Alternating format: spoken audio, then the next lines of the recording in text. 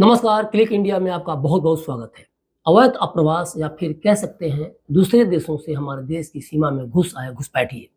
आज की तारीख में एक ऐसा मुद्दा है जो हमारी राष्ट्रीय सुरक्षा और झारखंड जैसे राज्यों की पहचान को अंदर से खोखला कर रहा है। लेकिन असली सवाल यह है कि क्या यह सिर्फ एक सुरक्षा का मामला है या इसके पीछे वोट बैंक की राजनीति का गंदा खेल छुपा हुआ है?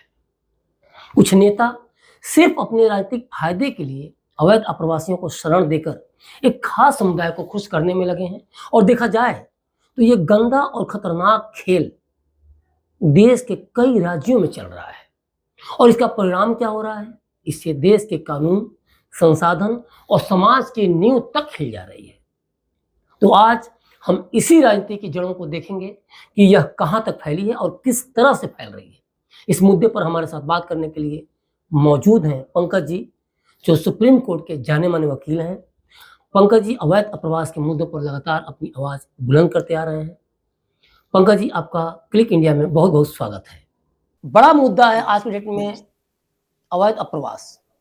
झारखंड सहित कई राज्यों में ये मुद्दा बहुत बड़ा बवाल मचा रहा है। कितनी गंभीर चिंता है देश के लिए? नमस्ते। ये सिर्फ चुनावी मामला और जुमला नहीं है। जैसे अभी के जो मौजूदा सरकार है झारखंड मुक्ति मोर्चा की, जो जेएमएम कहती हैं, मैं आपको कुछ आंकड़ा पेश करना चाहता हूं। जैसे कि 8/8/2017 में केंद्र सरकार ने एक डायरेक्शन इशू किया सारे राज्य सरकार को कि आपको जितने भी भारत में इलीगल इमिग्रेंट हैं, चाहे वो रोहिंग्या हो चाहे वो बांग्लादेशी हो, उनको आइडेंटिफाई और वेरीफाई करना है।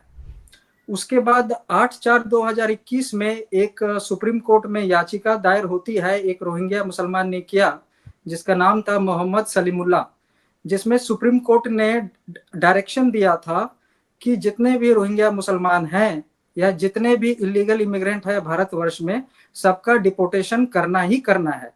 और सुप्रीम कोर्ट ने यह भी बोला था कि नेशनल इंटरेस्ट सुप्रीम है, राष्ट्र national interest and security of the country is supreme.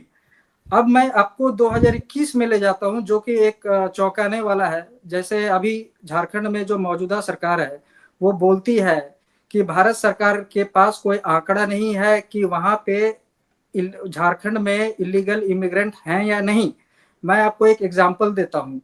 24/7/2021 में एक क्रिमिनल अपील दायर होती है झारखंड हाईकोर्ट में, जो शेख फरीदुल आलम ने झारखंड सरकार के विरुद्ध ये केस फाइल किया।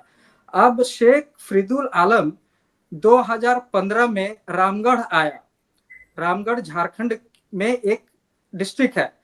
अब उसमें उसके अगेंस्ट में एक एफआईआर दर्ज हुआ। एफआईआर नंबर है 5/2015। इस पे आरोप यह है कि ये और उसकी पत्नी दोनों ने एक फर्जी भारत का पासपोर्ट बनाया। अब इस केस में इसको फरीदुल आलम को 7 साल की सजा हो गई। उस सजा के विरुद्ध उसने 24/7/2021 में क्रिमिनल अपील संख्या 267 ऑफ 2021 उसने फाइल किया। इससे पता चलता है कि झारखंड में शेख फरीदुल आलम की तरह और भी लोग हैं जो कि फर्जी पासपोर्ट से भारत आए और फर्जी दस्तावेज बनाए। इसी केस में झारखंड सरकार ने इसी केस में फरीदुल आलम के केस में 11/5/2022 को एक काउंटर एफिडेविट फाइल किया, जिसमें कहा कि हम आइडेंटिफिकेशन और वेरिफिकेशन करेंगे। और आज 2024 है और आज तक इन्होंने कोई आइडेंटिफिकेशन और वेरिफिकेशन नहीं किया। और जो भारत सरकार का जो एसओपी है आइडेंटिफिकेशन, वेरिफिकेशन और डिपोर्टेशन का, इस पे कोई कदम नहीं उठाया। अब मैं आ जाता हूं।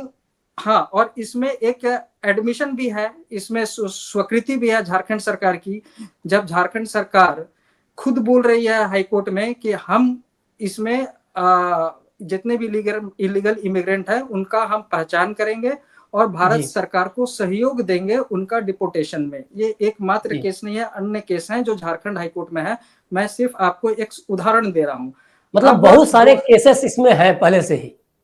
बिल्कुल। अब मैं 2022 पे ले जा रहा हूं। 2022 जो एक काफी एक महत्वपूर्ण केस फाइल हुआ है, Danish Daniyal versus state of Jharkhand, writ जी पिटिशन नंबर 6547 ऑफ 2022। इसमें दानिश दानियाल ने झारखंड सरकार से कहा है कि डेमोग्राफिक चेंज हुआ है झारखंड के काफी राज्यों में, तो झारखंड सरकार का ये दायित्व बनता है कि आप जितने भी इलीगल इमिग्रेंट हैं, चाहे वो रोहिंग्या हो चाहे वो बांग्लादेशी हो, आप उन पे कार्रवाई करें, उनको पहचाने, उनका वेरीफाई करें और भारत सरकार को सूचित करें।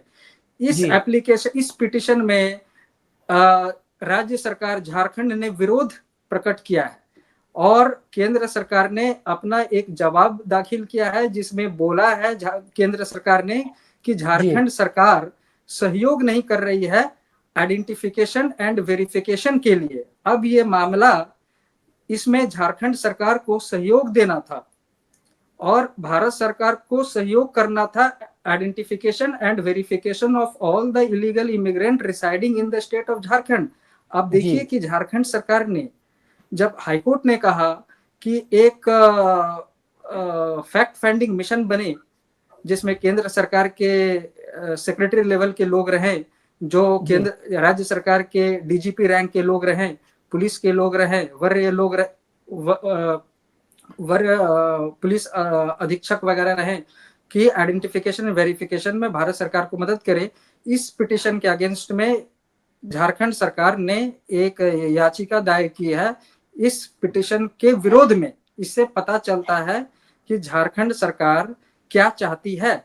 जब ये इलीगल इमिग्रेंट का इशू सिर्फ झारखंड तक ही सीमित नहीं है, ये असम में है, त्रिपुरा में है, मणिपुर में है। जब असम, मणिपुर, त्रिपुरा सरकार इस मामले में कदम उठा रही है, मणिपुर में भी काफी वायलेंस हुआ है अभी कुछ दिनों पहले, उसमें भी अच्छा इसमें म्यांमार से काफी। इसमें अभी मैं आपको थोड़ा सा रोकना चाहूँ, माफी चाहता हूँ। इसमें एक मेरा इसी से रिलेटेड जो आप बता रहे हैं, इससे एक अगला सवाल है कि जब चारों तरफ ये मामला फैला हुआ है, आप मणिपुर की बात बता रहे हैं, झारखंड की बात बता रहे हैं, और आप ये करें झारखंड सरकार सहयोग भी नहीं कर रही है, आखिर सरकारें ऐसा क्यों कर रही हैं? इसके पीछे क्या कारण हो सकता है? कोई हिडन एजेंडा है इनका? बिल्कुल हिडन एजेंडा है। ये जितने भी इलीगल इमिग्रेंट आते हैं वो ज्यादातर एक विशेष समुदाय से बिलोंग करते हैं। ज्यादातर लोग ये मुसलमान हैं और इन झारखंड मुक्ति मोर्चा और कांग्रेस की जो सरकार अभी है, उनके ये वोट बैंक है काफी। एक मामला मैंने जैसे आपको बताया शेख फरीदुल आलम का, शेख फरीदुल आलम झारखंड में 2015 में आता है और रामगढ़ में रहता है और उसने एक फर्जी इंडियन पासपोर्ट बनाया, और इंडियन पासपोर्ट तो बनाया ही। अभी ये हमें नहीं पता है क्योंकि राज्य सरकार ने अपने एफिडेविट में नहीं बताया है कि इस शेख फरीदुल आलम ने कहीं वोटर आई कार्ड तो नहीं बनाया, कहीं आधार कार्ड तो नहीं बनाया। बहुत अन्य काफी सारे केसेस हैं जिसमें पाया गया है कि इलीगल इमिग्रेंट जितने भी हैं, चाहे रोहिंग्या हो चाहे बांग्लादेशी हो, इन लोगों ने फर्जी इंडियन आइडेंटिटी बनाया है और इन अभी का जो मौजूदा सरकार है उनके वोट बैंक है। तो जो अभी जो भाजपा सरकार है केंद्र में और जो भाजपा विपक्ष में है, इन लोगों ने जो मुद्दा उठाया है कि डेमोग्राफिक चेंज हो रहा है, मैं उसे सही मानता हूँ। चलिए पंकज जी, मैंने मान लिया कि ये झारखंड सरकार कुछ गलत कर रही है जैसा आप बता रहे हैं, तो जो बॉर्डर का जो सिक्योरिटी है ये किसी जिम्मे है? ये तो केंद्र सरकार जिम्मे है। और दूसरी बात कि जो जाली दस्तावेज बनाने की बात आ रही है, वोटर आईडी कार्ड से लेकर सब कुछ, तो इसके लिए जिम्मेदार कौन है? ओवरऑल मुझे जरा ये सिनारियो समझाइए कि बॉर्डर सिक्योरिटी फोर्स जो है बेशक क्या कर रही है, और सीधे झारखंड सरकार को या सिर्फ दोषी करार देना सही है, या फिर यहाँ केंद्र सरकार या मोदी सरकार भी इतनी जिम्मेदार है? केंद्र सरकार ने एक अमेंडमेंट लाया था बीएसएफ के टेरिटोरियल जुरिडिक्शन को लेके, जिसमें केंद्र सरकार ने बोला था कि वो 50 किलो बीएसएफ के जो जवान हैं, बीएसएफ जो है वो 50 किलोमीटर आगे बॉर्डर तक जाके कार्रवाई कर सकती है। इसका विरोध किया गया पश्चिम बंगाल सरकार ने, और पश्चिम बंगाल सरकार ने कहाँ पे किया? सुप्रीम कोर्ट में किया। तो इससे क्या पता चलता है कि पश्चिम बंगाल सरकार, जहां से इतने सारे इलीगल इमिग्रेंट चाहे वो रोहिंग्या हो चाहे बांग्लादेशी आ रहे हैं, तो इससे यही पता चलता है कि भारत सरकार के विरुद्ध काम कर रही है। जहां इनकी जो सरकारें हैं, चाहे टीएमसी की सरकार हो, चाहे झारखंड मुक्ति सरकार की सरकार हो, झारखंड मुक्ति सरकार ने भी, झारखंड मुक्ति मोर्चा पार्टी के सरकार ने भी टीएमसी के जो विरुद्ध जो उन्होंने किया, जो केंद्र सरकार के बीएसएफ में जो अमेंडमेंट लाया, बीएसएफ के कानून में जो अमेंडमेंट लाया टेरिटोरियल जुरिडिक्शन का, उसमें झारखंड मुक्ति मोर्चा ने भी उनका टीएमसी का सपोर्ट किया। इससे यही पता चलता है कि ये एक पॉलिटिकल एजेंडा बना के रखना चाहते हैं, और ये लोग चाहे वो जेएमएम हो चाहे टीएमसी हो, वो खुला आवेदन दे रहे हैं कि आप आइए और हम आपको फर्जी दस्तावेज आप बनाइए, हम आपको रोकने वाले नहीं हैं। चलिए अब मान लेते हैं जो आप कह रहे हैं कि टीएमसी सरकार है या जेएमएम सरकार है, जो हेमंत सोरेन सरकार है झारखंड में, ये मुद्दों को लटका रही हैं और ये कहीं ना कहीं किसी खास समुदाय को खुश करने के लिए, वोट बैंक के लिए ऐसा कुछ कर रही हैं। लेकिन क्या केंद्र सरकार इस मामले को लेकर कोई बहुत बड़ा कदम उठा रही है, या फिर वो इनको खलनायक सिद्ध करके अपना वोट बैंक तैयार कर रही है? नहीं, बिल्कुल नहीं। मैं आपको एक बात बताता हूं कि बीजेपी सरकार त्रिपुरा में है, मणिपुर में है और असम में है। आप आए दिन देखेंगे हिमंता बिस्वा शर्मा का जो कार्रवाई उन्होंने वो जो कर रहे हैं, आप देखेंगे कि हर प्रतिदिन हजारों के तादाद में बांग्लादेशी आ रहे हैं और उनको बॉर्डर से एविक्ट किया जा रहा है, सीधा डिपोर्टेशन कर रहा है। उनके अगेंस्ट में एफआईआर भी नहीं किया जा रहा है। अगर वो एफआईआर करेंगे तो केस लंबा चलेगा, भारत सरकार को उनको डिटेंशन सेंटर में रखना पड़ेगा। यही कार्रवाई मणिपुर भी कर रही है, यही कार्रवाई त्रिपुरा भी कर रही है। तो ये वेस्ट बंगाल में जो सरकार है या फिर झारखंड मुक्ति मोर्चा की जो अभी सरकार है, जेएमएम की सरकार जो झारखंड मुक्ति मोर्चा में है, वो क्यों नहीं कर रहे हैं?